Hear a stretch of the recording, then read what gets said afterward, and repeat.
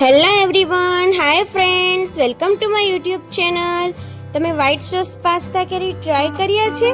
તો ચાલો આપણે એકદમ unique recipe white sauce pasta આજે ટ્રાય કરીએ. ખૂબ જ યમ્મી લાગે છે.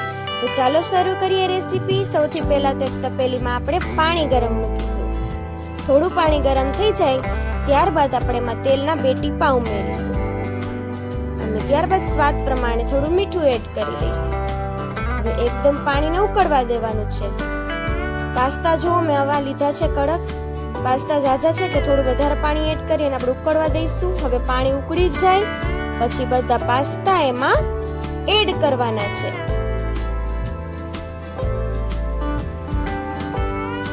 અને પાસ્તા જ્યાં સુધી સોફ્ટ ન બની જાય ત્યાં સુધી તેને બોઇલ થવા દેવાના છે.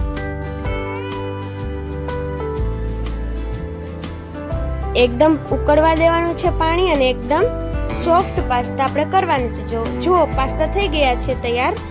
હવે મેં અહીંયા જારી ઉપર આપણે પાસ્તા જે રીતે ભાત ઓસાવીએ તે રીતે પાસ્તા જારીમાં નાખી દેવાના છે. નીચે મેં લોયું રાખ્યું છે જેથી પાણી બધું એમાં જાય.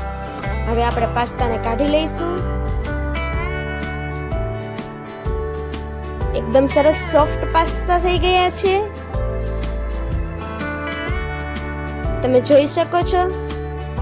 હવે આપણે વ્હાઈટ સોસ પાસ્તા બનાવવાના છે તો તે માટે આગળ તૈયારી કરીશું. એટલા માટે એક લોયામાં આપણે બટર એડ કરીશું. ગેસ એકદમ ધીમો રાખવાનો છે. બટર જલ્દી પીગળી જાય છે. હવે તેમાં આપણે રેડ ચીલી અને ગ્રીન ચીલી બંને ઝીણું ઝીણું કટ કરી લીધું તો તે એડ કરી દેવાનું છે. હવે તેમાં પાણી એડ કરવાનું છે થોડું અને એકદમ બરાબર મિક્સ કરી લેવાનું છે. અને થોડી વાર આમ ધીમા જ ગેસે રાખવાનું છે. બટર એકદમ જો ઓગળી જાય છે. એકદમ ઉકળી ગયું છે. થોડું પાણી એડ કરી હવે આપણે તેમાં 1 ચમચી મેંદાનો લોટ એડ કરી દઈશું અને અડધી ચમચી જેટલો કોર્નફ્લોર એડ કરી દઈશું. હવે આની એક પેસ્ટ જેવું બનાવવા માટે આપણે બરાબર રીતે મિક્સ કરીશું. એકદમ લમ્સ ન રહે તે રીતે બધું મિક્સ કરવાનું છે. એકદમ પેસ્ટ જેવું થઈ જાય તે રીતે. મેંદાનો લોટથી ગ્રેવી એકદમ ઘાટી થઈ છે. કોર્નફ્લોરથી પણ મસ્ત ગ્રેવી થઈ છે એટલા માટે અહીંયા યુઝ કરવાનું છે. હવે એકદમ જોઈ શકો છો તમે પેસ્ટ જેવું થઈ ગયું છે.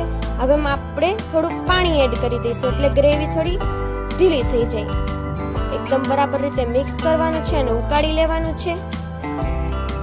એકદમ સરસ પેસ્ટ જેવું થઈ ગયું છે, તમે જોઈ શકો છો. બરાબર રીતે ઉકળી જાય પછી આપણે તેમાં પાસ્તા એડ કરી દેવાના છે. કેટલો સરસ દેખાય છે અને તમે જોઈ શકો છો. અને તેનો સ્વાદ પણ ખૂબ જ સરસ આવશે.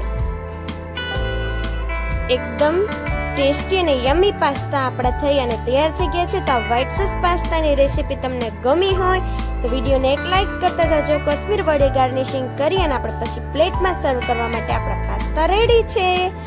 અને જો તમને આ રેસીપી ગમી હોય તો વધારે ગમે તો ફ્રેન્ડ્સ સાથે શેર પણ કરી દેજો અને એક વખત ઘરે ટ્રાય કરજો. કમેન્ટમાં કહેજો રેસીપી તમને કેવી લાગે છે.